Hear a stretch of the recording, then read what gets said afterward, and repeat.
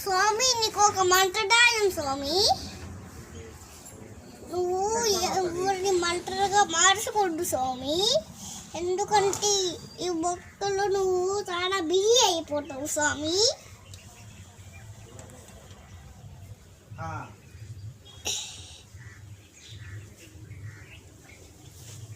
ఇలా పెట్టుకుంటే నువ్వు బిజీనే అయిపోవు స్వామి.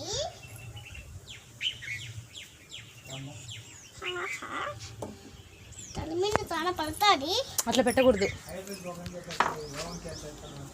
ఈ స్వామితో మాట్లాడదురా,